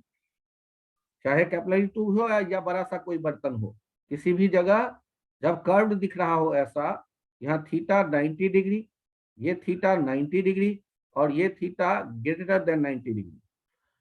तो ये कब होगा पहले वाला चित्र, जब किनारे वाले मॉलिक्यूल को ग्लास भी तो इधर खींचता होगा न्यूटन थर्ड लॉ से, तो ये फोर्स एडहेसिव होगा। और इधर जो खींच रहा है सरफेस टेंशन वाला, ये कोहेसिव है। लिक्विड के मॉलिक्यूल को लिक्विड के मॉलिक्यूल को खींचते देखोगे तो ये फोर्स क्या कहलाएगा, कोहेसिव। और लिक्विड के मॉलिक्यूल को ग्लास के मॉलिक्यूल को खींचते देखोगे तो उसे कहोगे एडहेसिव। तो ऐसा कब होता है, जब एडहेसिव जो होगा, ये ऐसे ना लेकर के ऐसे सोचो कि ये किनारे वाले मॉलिक्यूल को ग्लास के मॉलिक्यूल भी तो खींच रहे होंगे, ग्लास के सारे मॉलिक्यूल खींचते होंगे, इधर भी खींचते होंगे। बगल वाला मॉलिक्यूल, ऊपर वाला ऊपर, नीचे वाला नीचे, बगल वाला इधर। तो ये एक्यूट कब बनता है, जब एडहेसिव फोर्स जो होता है, सरफेस टेंशन को, टेंशन है force per unit length force से बराबर नहीं कर सकते। तो मैं अलग से लिख रहा हूं, ये पहला चित्र कब दिखेगा, पहला चित्र तब दिखेगा जब हमें पता होगा कि ये सिचुएशन जनरेट होता है तब, जब एडहेसिव ताकतवर हो, किससे, कोहेसिव से। ये तब बनेगा जब एडहेसिव लगभग बराबर हो कोहेसिव से, और ये तब होगा जब एडहेसिव जो है वो छोटा है और कोहेसिव ज्यादा है। तो ये जो है थीटा, यहां एंगल ऑफ कांटेक्ट की बात कर रहे हैं। एंगल ऑफ कांटेक्ट 90 से छोटा हो, इसका मतलब कैपिलरी राइज का सीन होगा यहां।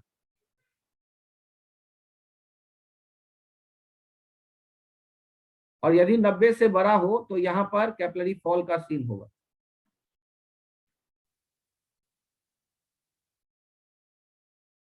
और कैपिलरी फॉल तब होता है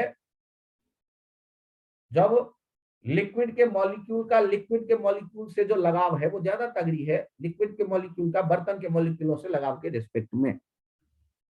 जैसे किसी ग्लास में, कांच के बर्तन में मरकरी रखा है आपने और उसे उड़ेल दोगे जमीन पे, तो मरकरी के सारे मॉलिक्यूल कांच के बर्तन को छोड़कर चले आएंगे, क्योंकि मरकरी के मॉलिक्यूल के साथ रहना पसंद कर रहा है। वहां कोहेसिव फोर्स ताकतवर है एडेसिव के रिस्पेक्ट। इसलिए हम कहेंगे कि मरकरी जो है वो कांच के सरफेस को भिगोता नहीं है, उसके साथ चिपकता नहीं है, वो निकल लेगा सारा का सारा मॉलिक्यूल बाहर।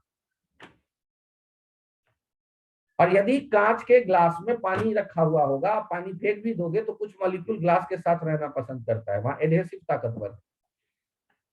पानी के मॉलिक्यूल जा रहे थे तो कुछ पानी के मॉलिक्यूल को टाटा बाय बाय करके जाने दिया और खुद रह गए ग्लास के मॉलिक्यूल के साथ चिपके हुए।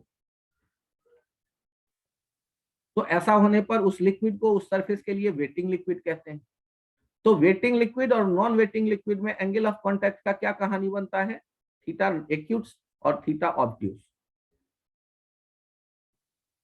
तो कुछ एजेंट ऐसे होते हैं जिनको आप कहते हैं water proofing agent.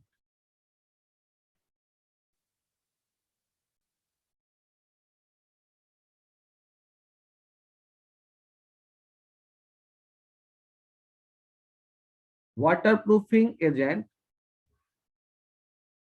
converts angle of contact from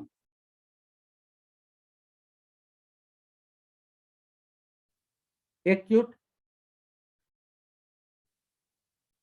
to obtuse to acute to obtuse। Acute जब है तब तो भिगो रहा था, यदि एंगल ऑफ कांटेक्ट को बदल के ऑब्ट्यूज कर दे तो अब नहीं भिगोएगा।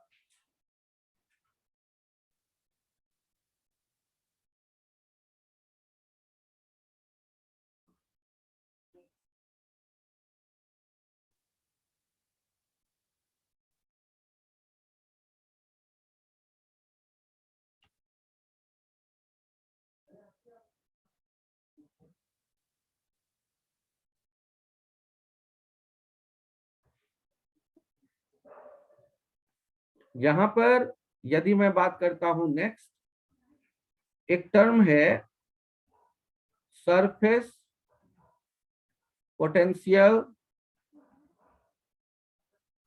एनर्जी, और ये डिराइव्ड रिजल्ट है सरफेस एरिया। तो यहां और बेहतर लिख देता हूं, फ्री सरफेस एरिया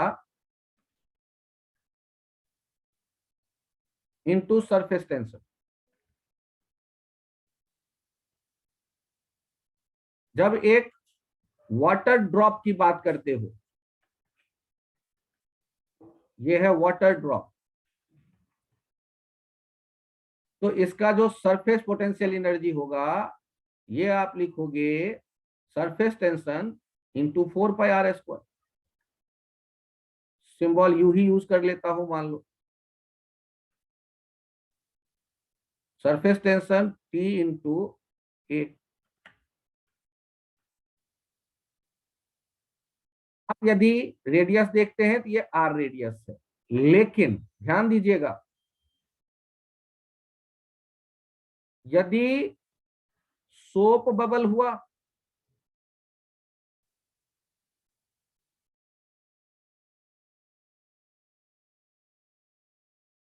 कितने सरफेस हो गए, चेक करो।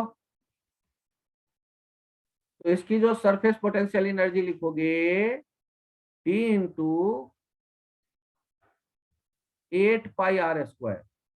अरे sir 8, 4πr² inner, 4πr² outer, 4πr² plus T into 4πr²।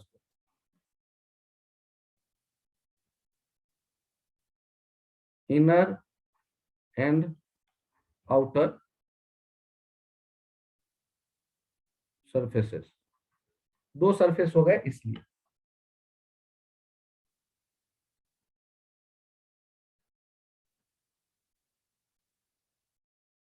Surface की गिनती आता है तो प्रेशर डिफरेंस लिख पाएंगे, सरफेस की गिनती आता है तो सरफेस पोटेंशियल एनर्जी लिख पाएंगे। तो धीरे धीरे ये कॉन्फिडेंस आपका बिल्डअप एक होना चाहिए कि हाँ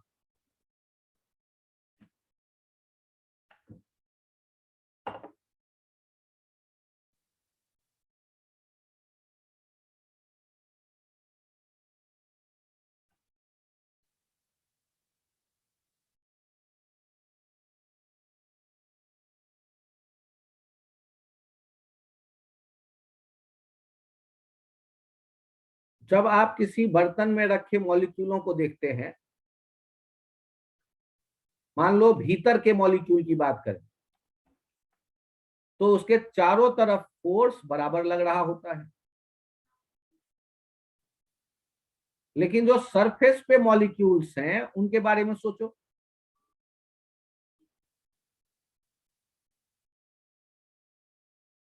वहां पर जो सारा फोर्स होता है वो वर्टिकली डाउन है और उसके अगेंस्ट मॉलिक्यूल वहां आके जमा होता है। तो जितने मॉलिक्यूल वहां पहुंचते हैं उनके पास एक पोटेंशियल एनर्जी है, क्योंकि नेट फोर्स नीचे उसके अगेंस्ट वहां आ गए। यदि सरफेस एरिया बढ़ाएंगे तो ऊपर वाले लेयर पे रहने वाले मॉलिक्यूलों की संख्या बढ़ी, मतलब पोटेंशियल एनर्जी बढ़ गई। यदि कोई सोप का फिल्म है उसको खींचेंगे और एरिया बढ़ाएंगे किसी तरह से, तो आपने सरफेस पे रहने वाले मॉलिक्यूलों की संख्या बढ़ाई, तो वहां पोटेंशियल एनर्जी बढ़ गई। और चेंज इन पोटेंशियल एनर्जी किसके बराबर लिख देंगे? चेंज इन एरिया के बराबर। मतलब सर, अरे मतलब सिंपल सा है भाई, डेल्टा यू यदि लिखना है आपको, किसके बराबर लिखेंगे? Surface area into change in area, surface tension into change in area.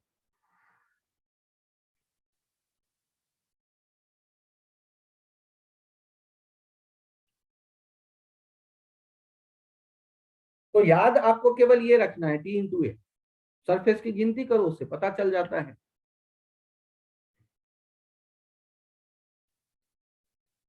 Area surface का तो 7 से याद करके आप बैठे हुए, स्फीयर का सरफेस टेंशन अभी 11th में आपने पता किया है कि सरफेस की प्रॉपर्टी है, न्यूटन पर मीटर वाले फॉर्म में।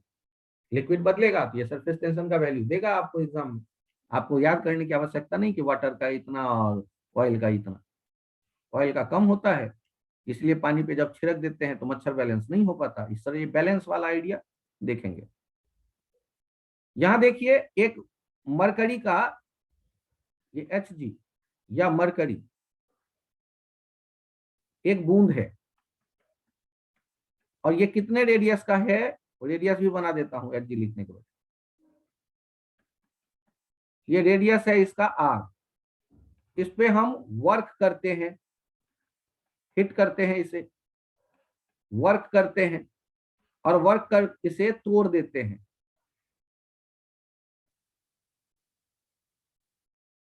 ये आर रेडियस वाले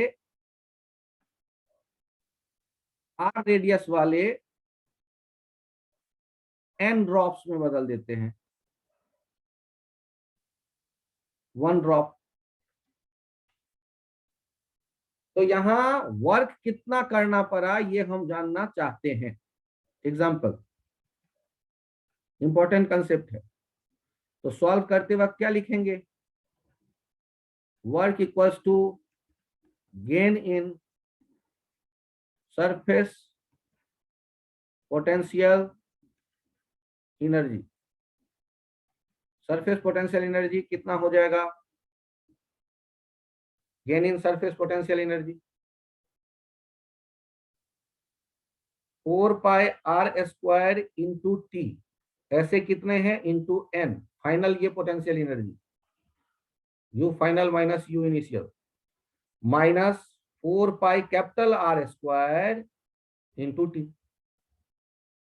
अब आर और आर में कैसे रिलेशन निकल के आएगा? Sense perfect idea. 4/3 pi R cube into N किसके बराबर हो जाएगा? 4/3 pi capital R cube. Small R किसके बराबर हो जाएगा? r/n to the power 1/3। अब यदि मैं बात करूं वर्क डन के लिए, तो वर्क डन के लिए अब क्या यूज कर सकते हैं? 4πt, ये कॉमन आ गया r² के साथ, तो 1/n⁻²/3 इंटू n -1, ये हो गया 4πr² इंटू t, ब्रैकेट में n⁻⁻⁰ -1। इवन इसे फॉर्मूला भी कह सकते हैं, ये फॉर्मूला की तरह याद रख सकते हैं, बहुत बार ये क्वेश्चन देखा गया है कॉम्पिटिटिव एग्जाम में पूछे हुए।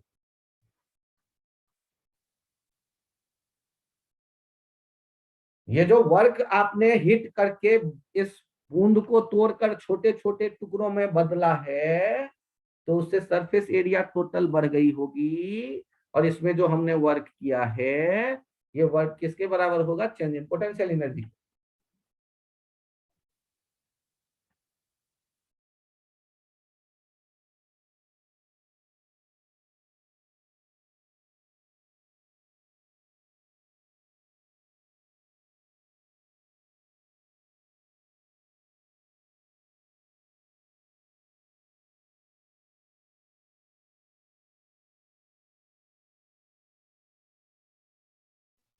Yes, sir.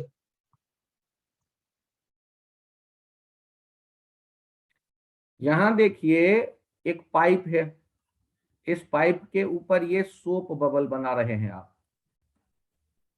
सोप बबल, और आप जो है इसे यहां इसके लिए एयर ब्लो कर रहे हैं, और इस बबल का रेडियस है r, और आप चाहते हैं कि ये जो बबल है r रेडियस से बड़ा करके इसको आप बना दें 2r रेडियस का। तो यहां जो वर्क डन होगा, ये वर्क कितना होगा? r2 2r के बीच। इस एग्जांपल में कहानी लिखी गई रहेगी, सॉल्व करते वक्त कैसे लिखेंगे आप? सॉल्व करते वक्त सीधे सोच रहे हैं, work done equals to u final minus u initial. ध्यान से देखिएगा, u final t into 4π2r², और ऐसे कितने सरफेस हैं? 2। इनिशियल कितना लिखेंगे? t इंटू 4πr², ऐसे कितने सरफेस हैं? 2। सो बबल होने के कारण inner and outer, inner and outer surface, inner and outer surface, इसी के कारण ये 2 आया हुआ है। 2 दूनी 4, 4 दूनी 8, 8 चौके 32, 32t πr² minus 8t πr²। Check कर लेना कैलकुलेशन, 22πr² इंटू टी, ये हो गया वर्क डन। सोप बबल है तो 2 रेडियस, 2 सरफेस सोचो, इनर एंड आउटर, इसीलिए ये 2 आ रहे हैं। ये जो यहां आप देख रहे हो 2 लास्ट में आते हुए, उसी के कारण आ रहा है।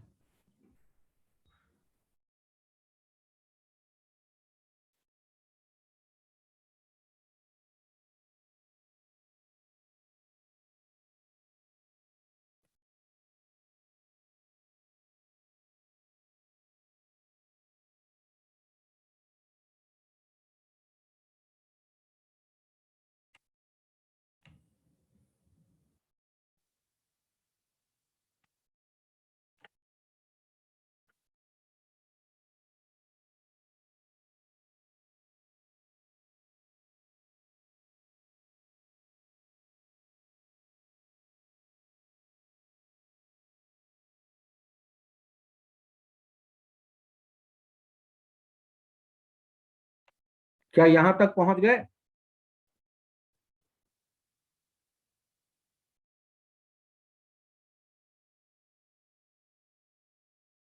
Yes, sir.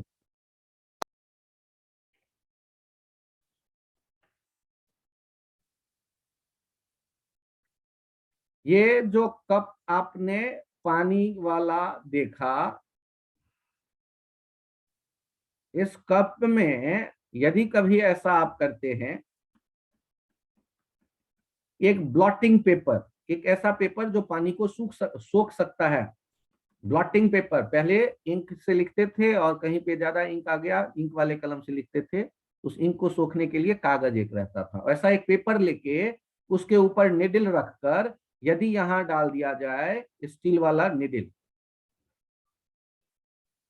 और यहाँ क्या है, वाटर, तो ब्लॉटिंग पेपर बैठ जाता है और वो निडल तैरता दिखता है पानी के सरफेस पे। तो वो ये रहस्य क्या है, तो इसका 2D वाला डायग्राम बनाते हैं, ध्यान से देखिएगा।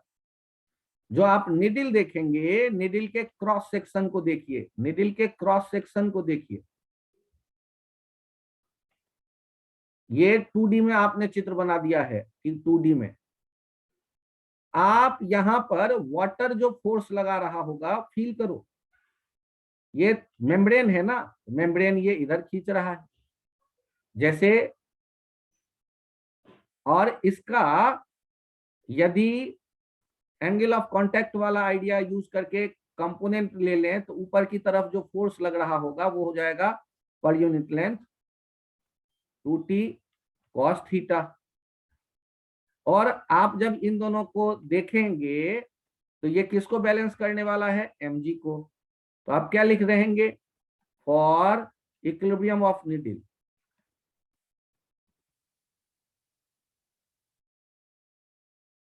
ऑफ लेंथ L, तो एक तरफ से लगेगा t cos theta into L, दूसरी तरफ से भी लगेगा t cos थीटा फोर्स ऊपर की तरफ इंटू L। ये force per unit length into length हो जाता है फोर्स, और ये किसको बैलेंस कर लेगा, mg को। तो 2t cos थीटा ये फोर्स पर यूनिट लेंथ है, L लेंथ का निडल है, ये किसके बराबर हो जाएगा, mg के। तो आपको पता चल जाएगा बैलेंस के टाइम पर ये कितना मास का है और सरफेस टेंशन क्या है, ये रिलेशन आएगा बैलेंस के टाइम पे। मतलब ये जो लिक्विड है ना, ये थोड़ा सा कर्व्ड हो जाएगा दोनों तरफ, इधर भी और इधर भी। तो हर एक तरफ यदि दोनों तरफ यदि ये फोर्स देख रहे हैं तो उनका वर्टिकल कंपोनेंट ले लो, और जो वेट है उस वेट को उसे बैलेंस कर लेने दो। वेट जो नीचे की तरफ आएगा उसको बैलेंस कर लेने दो ऊपर की तरफ जो आने वाला है 2t cos theta into L। तो हम क्या लिख देते हैं, 2t cos theta into L equals to mg। तो किसी निडल, उसी तरह किसी मच्छर के बैलेंस करते वक्त उसके चारों पैर पे, पैर दबाएगा सरफेस को, उसके पैर पे ऊपर फोर्स लगेगा t cos थीटा इंटू पैर का थिकनेस लेके 2πr। और ऐसे यदि दो पैर हैं, मच्छर के 4 पैर या 2 पैर, यदि 2 पैर हैं तो ट्वाइस, यदि 4 पैर हैं तो उसका 4 गुना कर दो, वो mg को बैलेंस करेगा। मच्छर के पैर तोड़ दोगे तो फिर वो गड़बड़ हो जाएगा। जनरली 6 पैर वाला स्पाइडर दौड़ता दिखता है पानी पे, 6 पैर, तो आप एक पैर पे कितना फोर्स लगेगा, t cos theta into 2πr, ये r होगा थिकनेस पैर के मोटाई के लिए रेडियस, और ऐसे 6 पैर हैं तो 6 से मल्टीप्लाई करेंगे, स्पाइडर का मास mg वेट, उससे बैलेंस कर देंगे। तो ऐसे कुछ क्वेश्चंस और दिखते हैं। तो सरफेस टेंशन का आइडिया आपको आज के लेक्चर में दिया गया है। ये अप्रोक्सीमेट कंप्लीट आइडिया आप अब जब HC वर्मा बनाएंगे वो सारे बन जा सकते हैं। ये सरफेस टेंशन मिलेगा, विस्कोसिटी मिलेगा, वो इलास्टिसिटी के साथ चैप्टर है, उसमें प्रॉपर्टीज ऑफ मैटर। आपका अब रह गया है एक इलास्टिसिटी का और एक हीट ट्रांसफर का टॉपिक, जो पहले भी हीट ट्रांसफर का भी लिया गया है एक बार, लेकिन फिर कुछ नए बच्चे जो थे उनके लिए मुझे लेना है। अब आज ये सरफेस टेंशन यहीं तक रखते हैं, आप लोग ट्राई करें, मैं एक भेज दूंगा आपको प्रैक्टिस प्रॉब्लम, उसे भी बनाइएगा।